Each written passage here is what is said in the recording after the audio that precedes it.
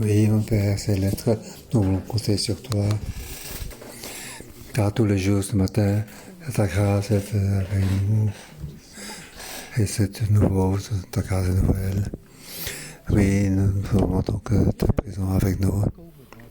Viens nous rendre pour nous renouveler notre esprit, pour que nous puissions connaître encore mieux ta volonté. Lorsque le réveil est là, que nous puissions te suivre simplement, attentivement, compter sur toi. Merci Seigneur, au nom de Jésus. Priez au nom de Jésus, Amen. Frères et sœurs, Père vous, bonjour. Aujourd'hui, nous allons regarder 2 Rois, chapitre 18. Ici, nous avons donc un nouveau roi qui s'appelle Ézéchias. Le royaume du Nord, Israël, est déjà en exil dans cet tremblement. Les Assyriens étaient donc occupants, ils ont éliminé donc Israël a battu donc l'Égypte. Beaucoup de rois ont été faits par lui. Maintenant, ils sont face à la royaume du Sud. Pour les Assyriens, donc le royaume du Sud, c'est donc un pays qui n'avait aucun moyen de échapper. Mais à ce moment-là, donc un roi qui s'est élevé. Et ce roi, c'est Ézéchias.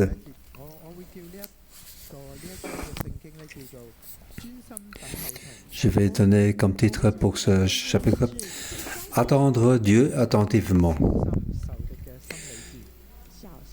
Attention à la guerre psychologique de l'ennemi. Ça, c'est le titre. Je vais diviser en 2 parties. 1 jusqu'à 16. Et puis une partie 17 à 37. La 3e année du règne d'Osée, le fils d'Éla, sur Israël, Ézéchias, fils d'Achas, le roi de Juda, devint roi.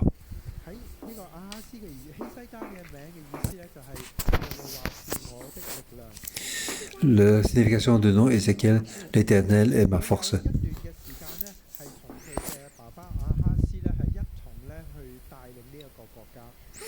Donc à ce moment, avec son père Arras, il y a ensemble la nation.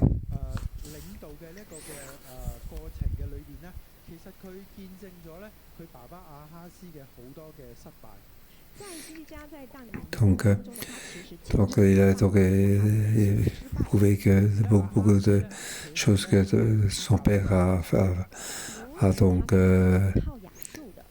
qu'est-ce que son père a mal fait. Et son père comptait sur le Assyrie. Après, donc la Syrie et le Nord se lèvent pour attaquer Juda. Donc la Syrie et les royaumes du Nord ont donc exilé 20 000 personnes. Ils ont usé une bonne centaine de personnes de l'armée.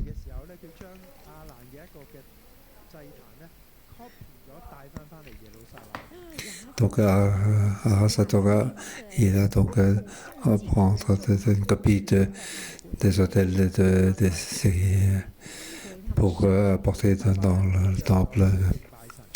Son père a donc oublié d'adorer Dieu. Après, donc, toutes les petites coutumes de manger pour appeler dans le temple de Jérusalem. Donc, pendant ces années-là, il a vu son père, donc il a donc été fait de son père. Il a vu tout ceci. Remercier Dieu que c'est la grâce de Dieu pour que le royaume du Sud ne soit pas donc exilé.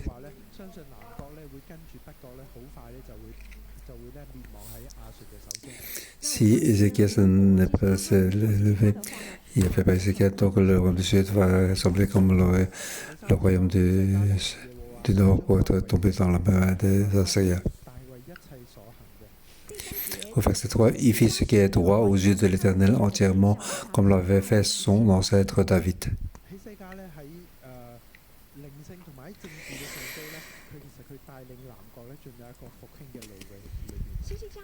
Donc Ézéchias, donc il a donc vite quitté son pays dans le sud pour entrer dans la volonté de Dieu. Au verset 4, il fit disparaître les hauts lieux, brisa les statues, abattit les idoles et mit en pièces le serpent de bronze comme Moïse avait fabriqué.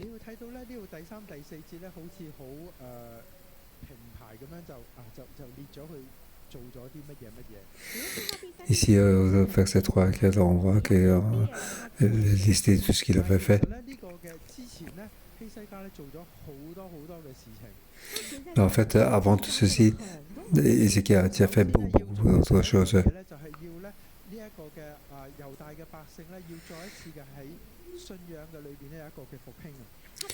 Donc avant tout ça, il faut que la croyance pour le peuple de Juda il se réveille. Si tu regardes donc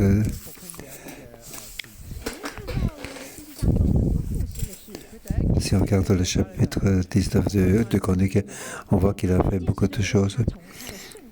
Il a donc fait donc la porte du temple, il a fait sanctifier le temple. Donc tout ce que son père avait fait pour que son père il a tout éliminé pour sanctifier. Il a remis donc l'offrande pour et donc faire les louanges comme avant. À ce moment-là, le royaume du Nord n'avait pas d'espace. Il a fait la fête de Pâques remis en ordre. Il a invité donc le royaume du Nord pour venir ensemble pour faire la fête, pour passer la fête à Jérusalem.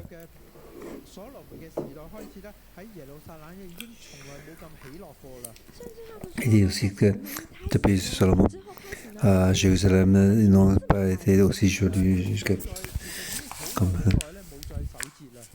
En fait, depuis très longtemps, ils n'ont fait la fête. Même au royaume du Sud, ils n'ont pas fait la fête.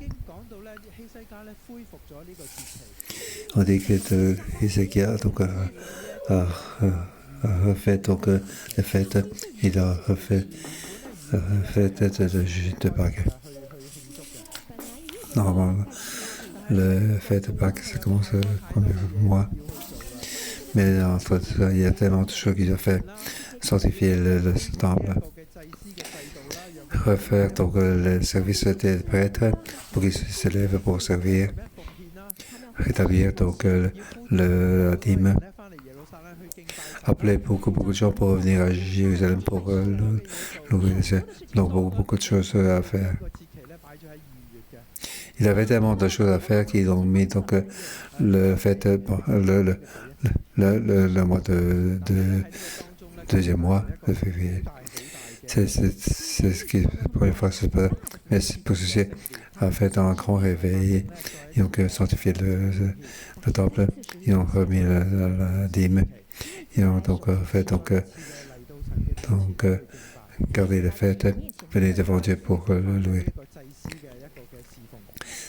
Il a fait ce qu'il a fait donc le prêtre puisse service garder les fêtes. Donc c'est un très grand réveil. Lorsqu'il a tout écrit tout ceci. Et après, donc aussi, on arrive donc 2 Rois, chapitre 18, le verset 4. Après avoir donc sanctifié le temple, il a donc sanctifié aussi cette terre. Pour cela, il va faire disparaître les lieux, briser les statues, abattre les idoles.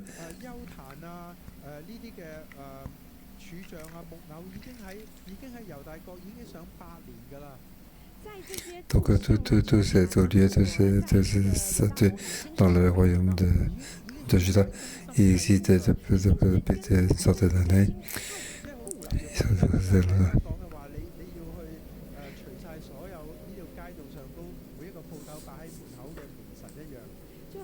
C'est comme si vous devez enlever toutes les statues les titres qu'on met devant les maisons. Quelle grande difficulté il fait. Donc, avoir détruit ça, les gens risquent de te remettre à nouveau.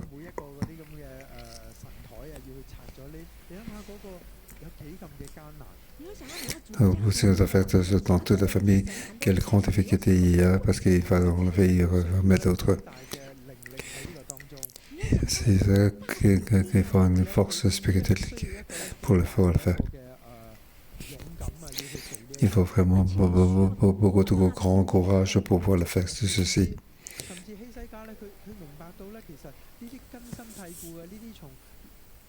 Ézéchiel a compris tout ceci, donc tout ce qui est coutume qui vient des gens auparavant, c'est vraiment quelque chose de très très difficile. Donc enlever toutes ces traditions, c'est très difficile. Tradition, c'est très difficile pour casser.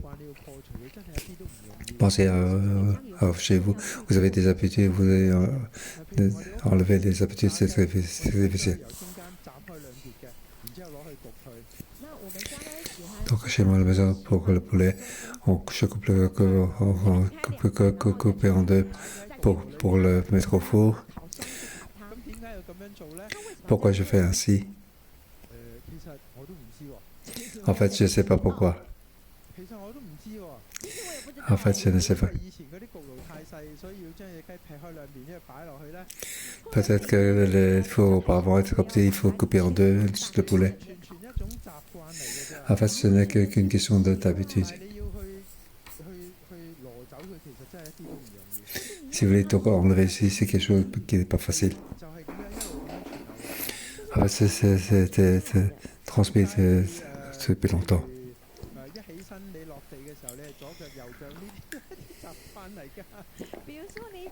Lorsque tu te lèves, si tu utilises les trois, c'est aussi une question d'habitude. Dans notre vie, donc, dans beaucoup de coutumes, de traditions, c'est difficile à enlever. Avant, pour me laver, j'avais qu'un seul essuie. Peut-être jusqu'au pied, il faut. Mon épouse a dit il faut changer de tissu, c'est quelque chose de très difficile. Mais Ézéchiel, il a fait tout ça aussi. Qu'est-ce qu'il a fait? Il a donc une pièce de serpent de bronze que Moïse avait fabriqué. Car les Israéliens avaient jusqu'alors brûlé des parfums devant lui.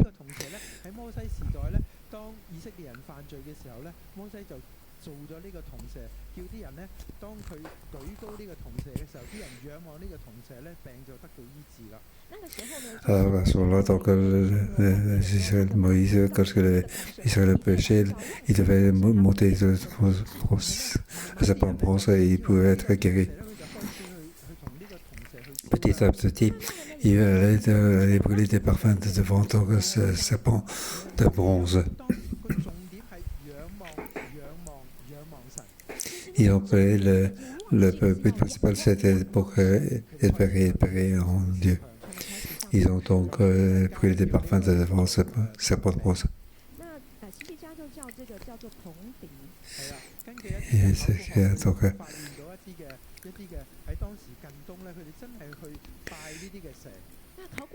Donc, à l'époque, il y a des gens qui allaient donc adhérer donc ces serpents en bronze.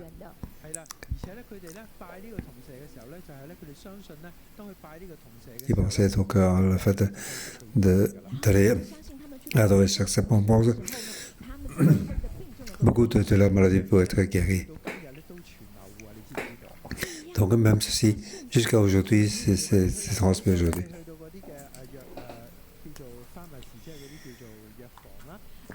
Si vous êtes en Europe, quand vous êtes dans la pharmacie, vous pouvez voir donc, vous pouvez voir un signe. Vous pouvez voir donc un bâton donc, avec un serpent qui est tout. Si vous faites attention qu'il y a beaucoup d'endroits, donc et c'est ça, c'était la pharmacie. Avant, je ne sais pas pourquoi il y a ce genre de choses qui étaient. En fait, c'est ainsi que c'était transmis jusqu'alors. En allant adorer donc ce serpent monstre, il pouvait être guéri. Donc c'est quelque chose de très difficile pour le mettre en pièces. Ceux qui ont fait de nettoyage spirituel dans une maison, vous savez comment c'est difficile. Ah, parce que papa, vous allez me casser ici. Ça coûte très cher. Et on a l'habitude de l'avoir ici. Alors laissez-moi donc le couvrir par un essuie. C'est bon aussi. C'est vrai, ça peut être comme ça. Mais Ézéchiel a ce courage. Et je crois que ça vient de donc, la foi dans le réveil. Et donc la Bible dit, donc Ézéchiel, donc, il compte sur l'Éternel pour pouvoir faire de ceci.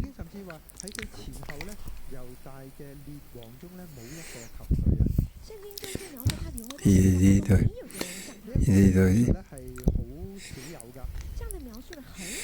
donc, il fait sa confiance dans le Dieu de tous les rois de Juda qui lui citaient et qui faisaient, aucun ne fait pareil à lui. Donc, il y a Josaphat et Ézéchiel. Ce sont les rois. Ils comptent s'attacher à l'Éternel. Il est dans une valse quand il s'attacha à l'Éternel sans se détourner de lui. Il se conforma au commandement qu'il avait prescrit à Moïse. L'Éternel fut avec Ézéchiel qui réside dans toutes ses entreprises.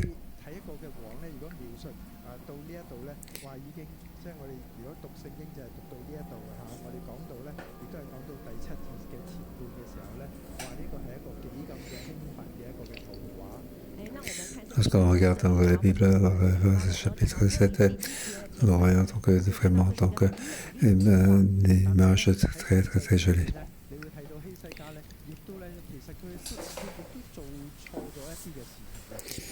Mais dans le livre d'Ézéchiel, on voit qu'il a aussi fait des erreurs.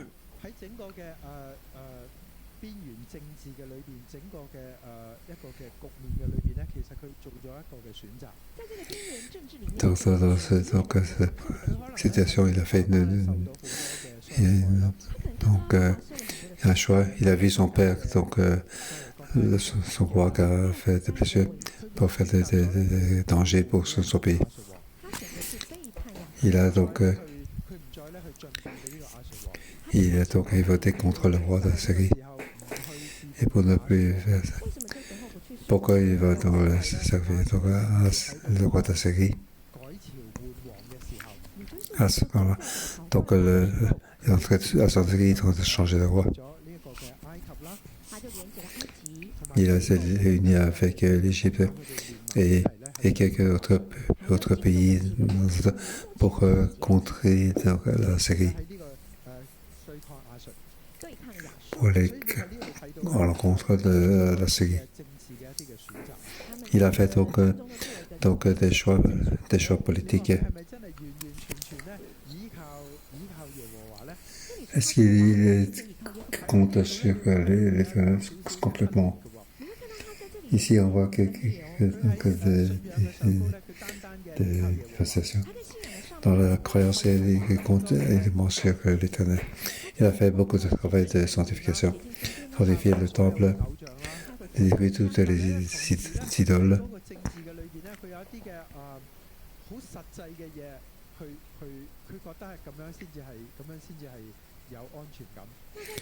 Dans la politique, il a fait la chose. C'est ainsi qu'il peut avoir la sécurité pour faire face à ses ennemis. Il a besoin de l'armée, des armes. Il a besoin de la force. Il a besoin de la société pour faire face. Jusqu'à aujourd'hui, c'est ainsi. Pays entre pays, il y a des associations. À ce moment-là, donc, et c'est ce qui a fait le choix. En fait, ce choix était une erreur.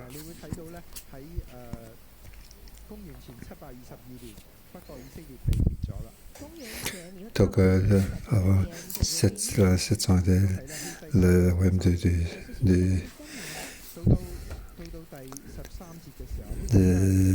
royaume du Nord a été détruit.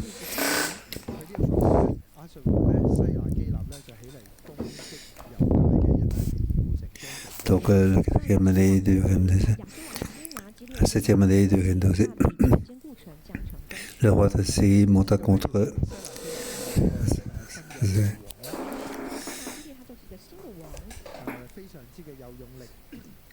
Donc, le roi de Syrie était très fort, il a battu l'Égypte. Il ne restait plus que le royaume du Sud avec Jérusalem. On voit qu'Ézéchiel connaît sa défaite.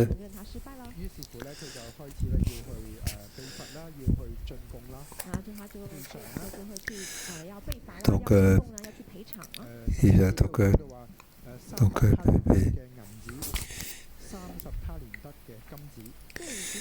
au verset 14, donc il a 9 tonnes d'argent et 900 kilos d'or. Tout cet or, cet argent, tout vous savez. En fait, ça vient du temple que ça a été enlevé. Pour le donner au roi d'Assyrie. Le roi, donc, Salamasa.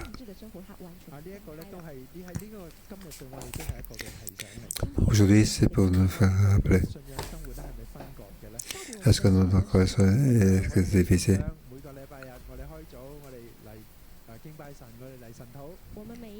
Tous les matins, nous avons la dévotion matinale pour le culte de week-end.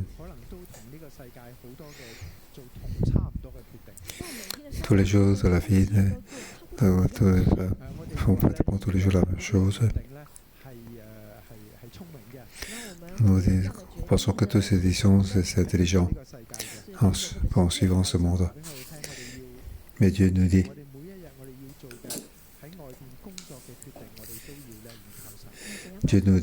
même dans le travail, nous devons compter sur Dieu.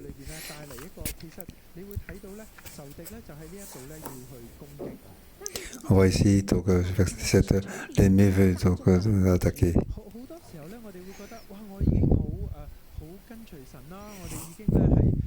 Souvent, nous pensons que nous avons déjà Dieu, nous comptons sur Dieu. Nous pensons que tout ça se peut passer.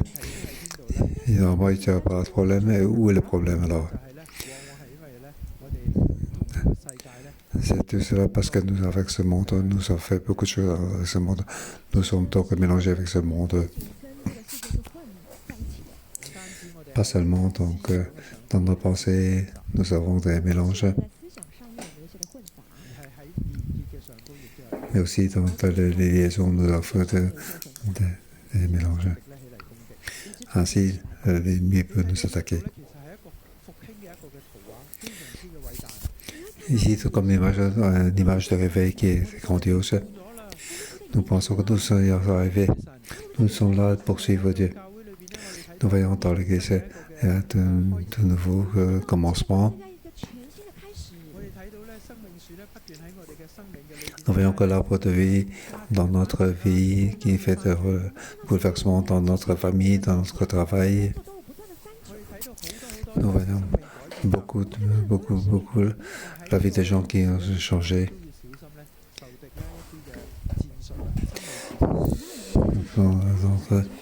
Donc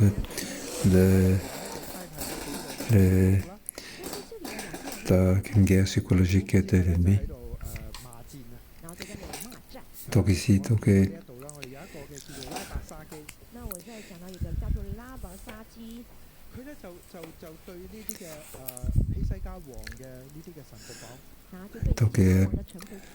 Rapsaki, il a dit donc sur quoi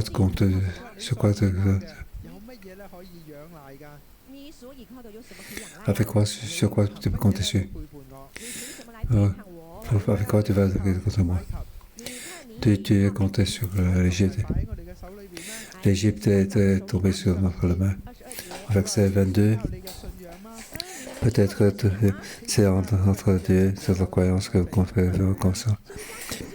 Mais n'est-ce pas que lui, donc, ce qu'il a fait disparaître au lieu?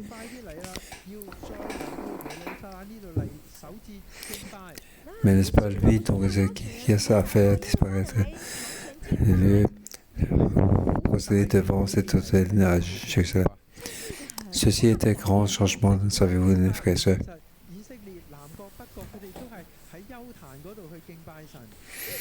Donc, ensuite, donc, ils sont allés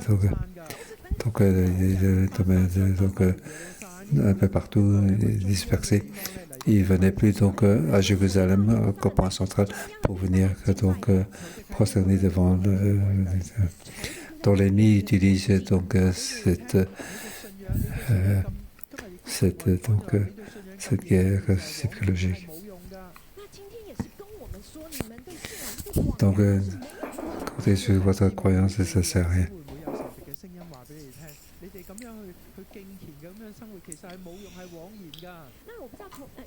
Peut-être avez-vous un bruit que vous ne connaissez pas. Le fait de faire pieux, ça ne sert à rien. Continuez à être malade. Que dans la famille, continue d'avoir beaucoup de problèmes. Et sa mort était donc accidentelle. Sur la maison, il a disparu. Tout ça, ça sert à rien. Il dit, où est la force de Dieu? L'Éternel que se comptait, à quoi ça sert? Il fait donc douter de la force. Et donc, Rapsaki dit, maintenant, passe en accord avec mon Seigneur, le roi des cieux.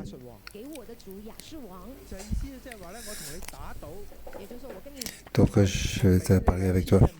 Je vais te donner 2000 chevaux.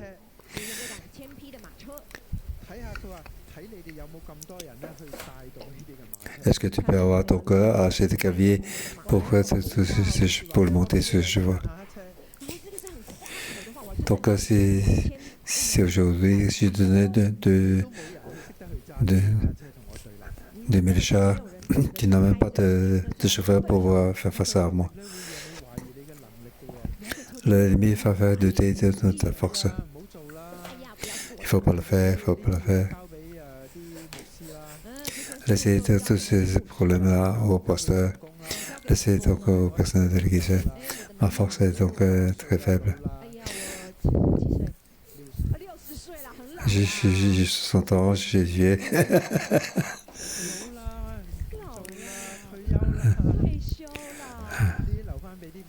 Donc, trop vieux, laissez tout ceci aux jeunes. Donc, là, je ne sais pas ce que fait, est-ce que vous avez des gens de bruit? Lorsque nous suivons Dieu, nous avons toujours pris pour tout est dans notre force. Dieu veut que nous soyons contents par nos pouvoirs, mais notre content, c'est la force du Saint-Esprit. Mais le diable, c'est l'ennemi, il nous fait douter de sa force.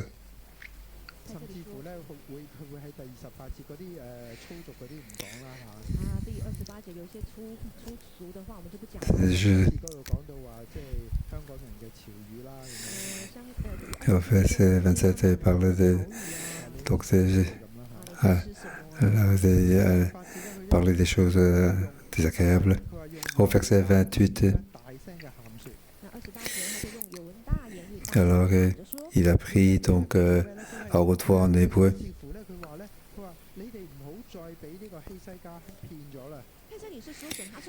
Ici, il ne faut pas que Ézéchiel ne vous trompe plus.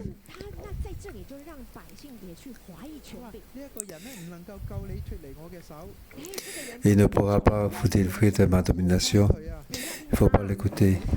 Il ne faut pas l'écouter. Il ne faut pas l'écouter que l'Éternel va donc faire délivrer de ma domination. Et l'Éternel vous délivre. N'écoutez pas Ézéchiel.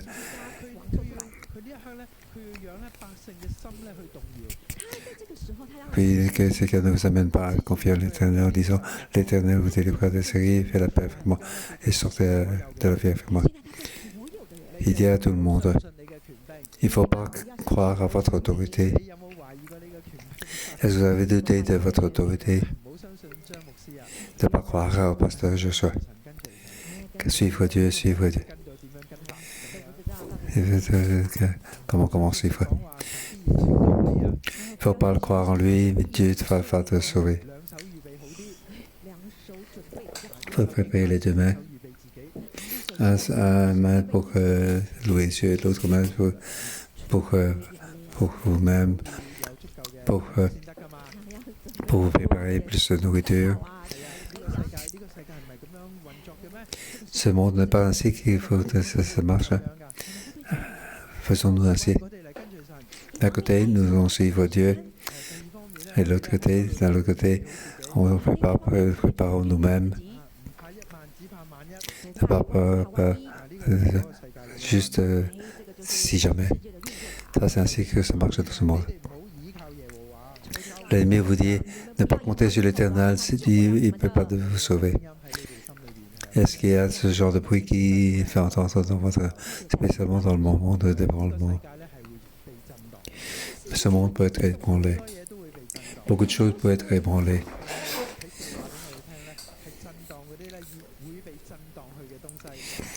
Dans les révélations, l'Apocalypse. Donc, tout ce qui peut ébranler sont des choses peut-être. Donc, toutes les choses qui ne sont pas stables peuvent être ébranlées. Mais tout ce qui est éternel vont résister pour toujours. Lorsque l'éveil sera là, vous allez expérimenter donc des tests, des épreuves et des problèmes. Donc les épreuves, c'est pour dans ce que vous comptez vraiment, comptez sûr lorsque vous avez peur.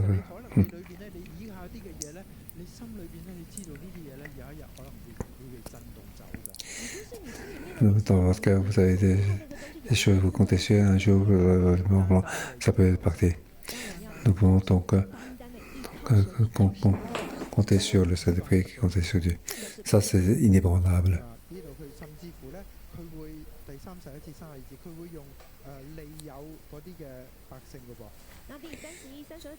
« 31, 32. Donc, il utilise le peuple.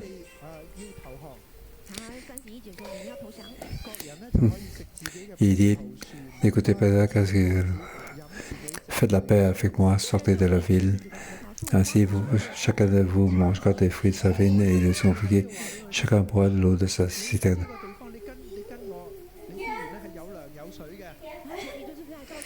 Donc l'ennemi dit, donc, si vous me suivre, il y aura à manger et à boire.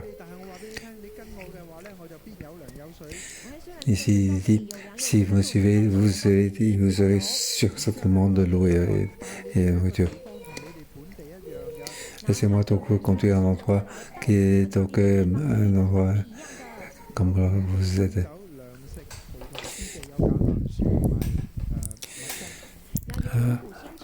Ensuite, je vous donne un pays pareil au vôtre, un pays de blé et de vin, un pays de pain et de vigne, un pays de vie à l'huile et de miel, et vous ne mourrez pas. N'est-ce pas? Ça va très bien. Ici, il y a donc un beau paysage, il y a donc un bon travail.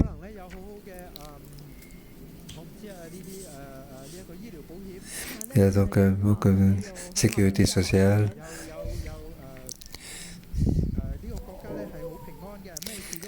Dans ce pays, il y a donc la paix, il n'y a rien qui il n'y a pas de danger qui passe.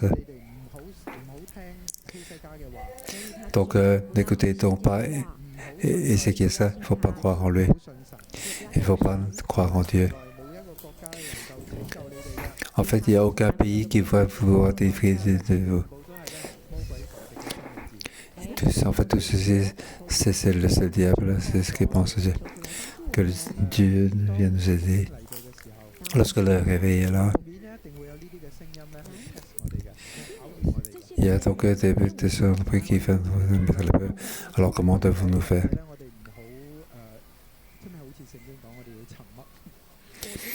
Je ne sais pas ce que de faire, nous devons faire ce que dit, nous devons garder le silence. Nous devons faire tout ce qui ne s'est pas passé. Il faut être donc garder le silence dans le...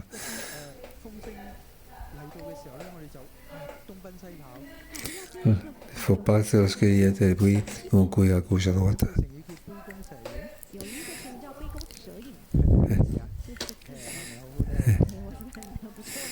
Il ne faut pas dire bon, nous pouvons avoir peur. Avant, ça s'est passé, nous avons déjà peur. Nous allons prendre vers nous-mêmes.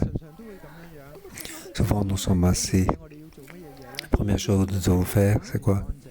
Nous devons garder le silence. Nous devons retourner à Dieu. Nous devons toutes ces choses devant Dieu.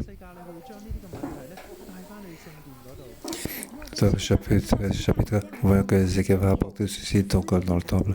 Il déchire donc ses habits et aller donc aller vers dans la maison de l'Éternel.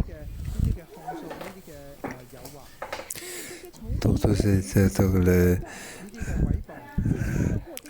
les menaces de l'ennemi de diable. Oui, il faut être de nos forces pour aller devant Dieu, pour les demander à Dieu. Oui, tout ce que puisse notre action pour aller donc demander à Dieu.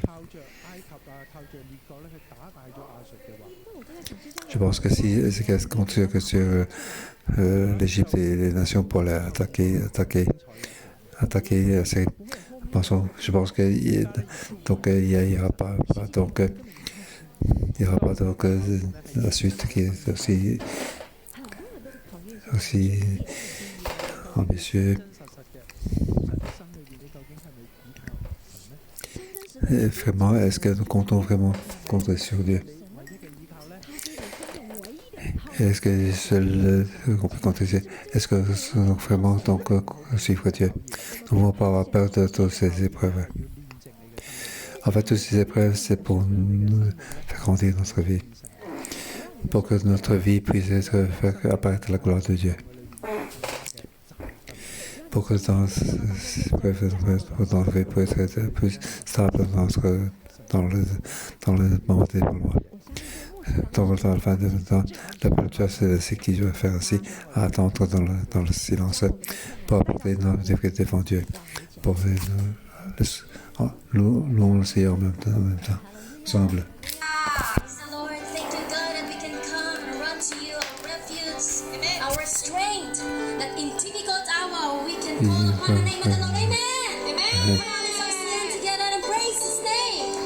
Ensemble, nous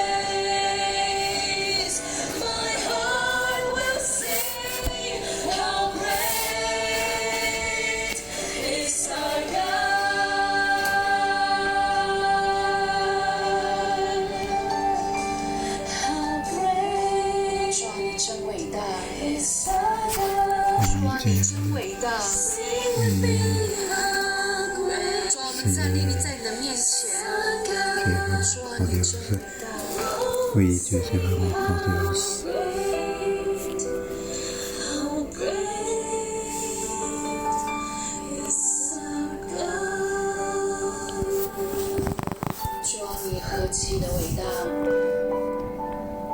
Tu es vraiment grandiose. Tu es le Seigneur de notre vie. Tu es vraiment grandiose. 是我们生命当中的王。主啊，你是万王之王，主啊，你是万主之主。主，我们今天在这里站立在你的面前，主啊，我们同声的来高举你的名，好吧，弟兄姐妹，我们一起来赞美耶和华神的名，因为神是伟大的神。我们一起扬声来赞美我们的神，因为他是伟大的神，独一的神，独一的创造主。主，我们赞美你，主，你是唯一的神，主啊，你是我们生命当中唯一的王，主啊，你创造天地，主啊，你也创造我们每一个人，主啊，我们今天每个人站立在你面前，主啊，你的言语来亲自来引导我们，主啊，你的言语、你的话语亲自来引领我们，主，我们赞美你，主，我们赞美你。主啊，创造天地万物的主，主，你同时也是创造我们的神。主，我们每一个人坚定站立在你的面前。主，我们仰望你，我们仰望你的言语。主啊，我们仰望神你的圣灵来带领我们。主，我们赞美你。主，我们谢谢你。西西家王14年，亚述王上来攻击犹大的一切城，将城攻取。西西家就将耶和华殿里和王宫府后所有的银子都给了他。弟兄姐妹，让我们一起闭上眼睛。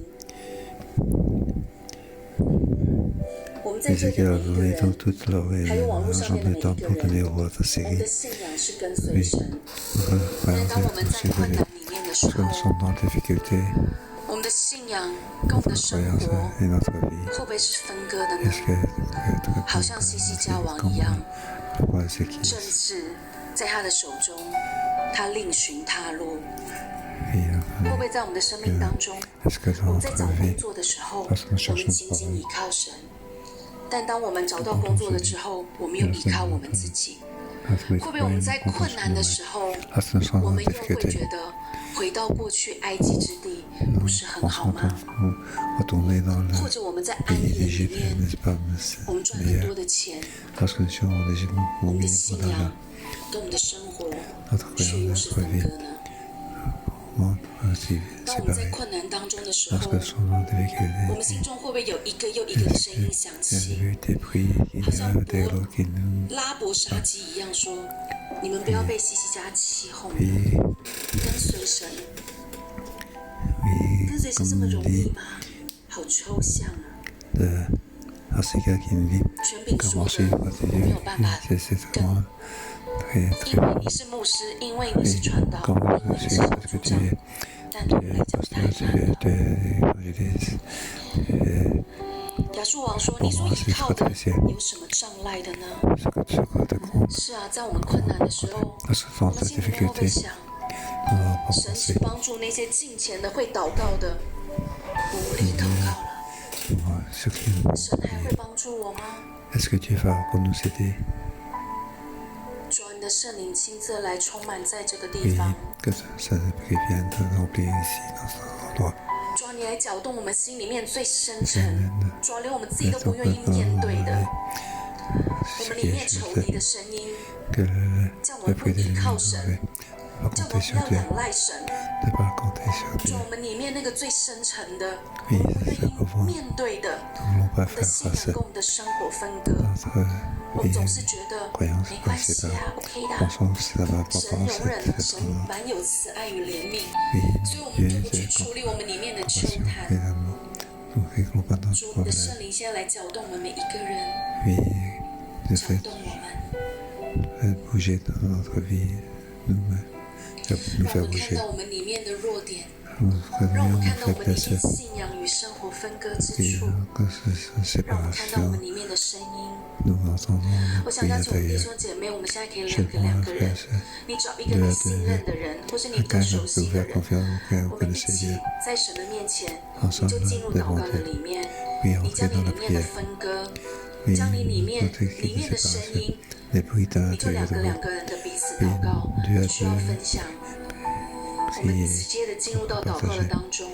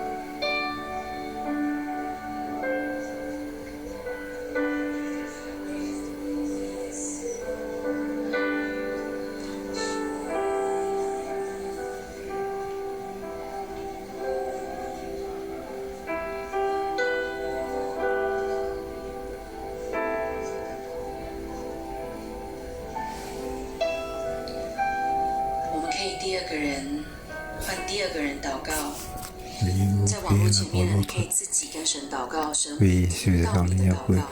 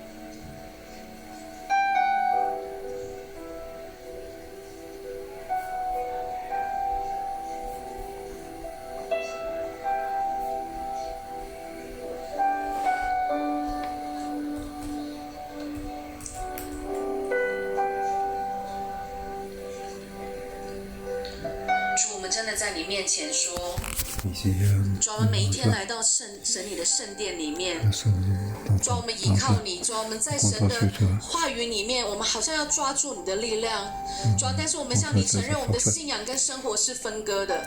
主啊，在我们的生命当中，我们总是留着一块的空间。我们说，主啊，这个我们自己来搞定就可以了，等我们搞定再跟神说就好了。主啊，或者在某一些的地方，我们觉得我们可以在我们专业的部分，在我们做过的事情上面，在我们有把握的事情上面，我们说主啊，我们靠我们自己就可以了。主啊，我们的信仰跟我们的生活是分割的。主，你来帮助我们。主啊，我们的信仰是混在这个世界当中的。主啊，我们说我们要专心依靠你，但我们并不能专心依靠你。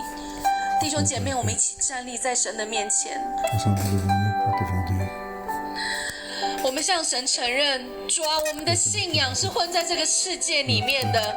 主啊，我们说我们要单一专心来跟随你，主，但是我们没有办法专心，我们却分心。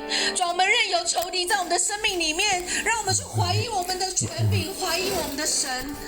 主啊，求你亲自来帮助我们，让我们弃绝这一切的声音，让我们不要这些从世界而来的能力。弟兄姐妹，我们一起弃绝。刚才我们在彼此两个人的祷告里面，所有一切来自世界的声音，来自仇敌的声音，一切我们依靠世界的能力，我们都奉耶稣基督的名在神的面前弃绝。我们一起同声开口来祷告。主，我们奉耶稣基督的名弃绝，主，我们里面所有一切的骄傲，主，我们里面所有一切呢靠自己。所以说呢，求你赦免我们里面所有一切的血气，我们一切从人而来的，我们一切肉体而来的能力，主啊，求你我们里面扭曲，要啊，神啊，我唔要喺信仰裏面扭曲啊，我要依靠你啊，我要棄絕一切仇敵嘅謊話，我嘅神啊，係幫唔到我嘅呢啲嘅謊話，都完全嘅離開啊，我神幫唔到我嘅，我只有依靠世界嘅呢啲嘅謊話，你而家就同你心思裏邊完全嘅棄絕，complètement rejeté, c'est rejeté.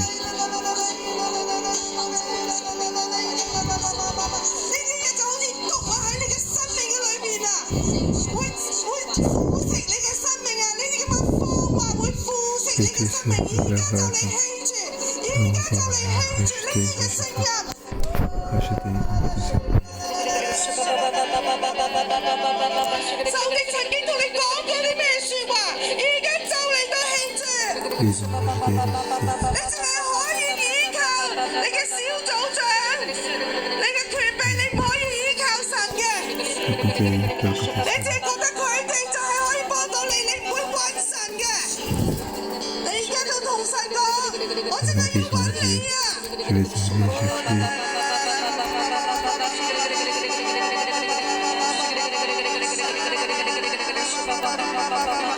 我奉耶穌基督嘅名，一切喺仇敵喺弟兄姊妹心裏邊嘅謊言，都要完全嘅離開。一切話神能夠幫助佢嘅，唔能夠幫助呢啲嘅謊言，都要完全嘅離開。一切覺得神啊冇能力嘅，冇能力去幫助啊，延遲嚟到幫助佢哋，係為咗要讓佢哋啊陷喺不義啊，陷喺困難嘅裏邊。你要完全方法，完全嘅離開弟兄姊妹，有耶穌嘅腳程，我哋一齊嚟到為到你而家嘅困難嚟到祈禱。喺世界喺困難點樣祈禱？你今日就係點樣祈禱？你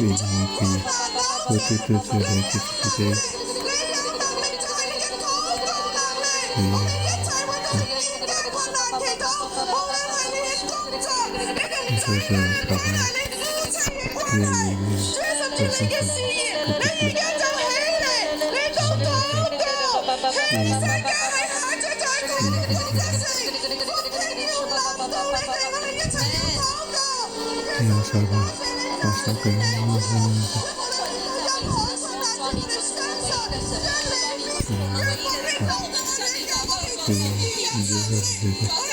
，Là, la force, pour faire que tout le temps que t'es bien nous aider, il va nous aider, oui, pour nous avec Dieu, avec puissance, et seul Dieu, le frère Dieu. Et c'est notre seul votre sortie, c'est notre seul votre sortie. Et pas de juste compter sur Dieu. Alléluia.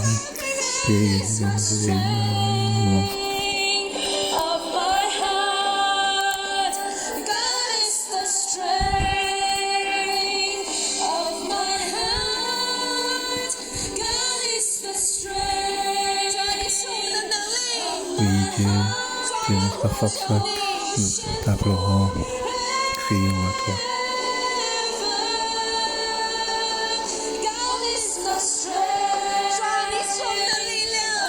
Et tu es notre force, et nous déchirons fortement, et tu es notre force.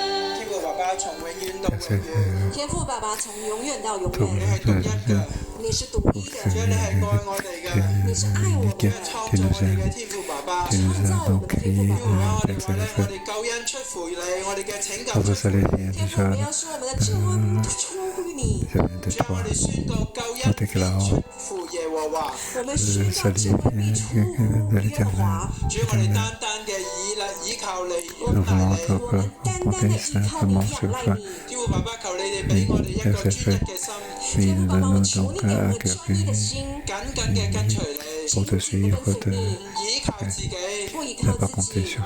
我哋嘅信心嘅路係憑信心，唔係憑眼見㗎。我們信心嘅路是憑信心，不是憑眼見。基督嘅名力祝福我哋每一位嘅弟兄姊妹，我奉耶穌基督嘅名祝福我每位弟兄姊妹。願神願聖靈咧將平安嘅意念擺喺你哋嘅心中。願神聖靈將平安的意念放在你們心中。每當你哋動盪嘅時候，每當你們動盪的時候，聖靈將平安嘅話語擺喺你嘅裏邊。聖靈將平安的話語放在你能夠嚟尋求神，你們能夠來尋求神，你能夠睇見神喺你生命裏邊嘅作為，可以看到神在你裏面的作為。耶穌基督嘅名咧破除一切喺你生命裏邊咧依靠世界嘅呢啲嘅意念。奉主的名來破除在你們裏面依靠世界的意念。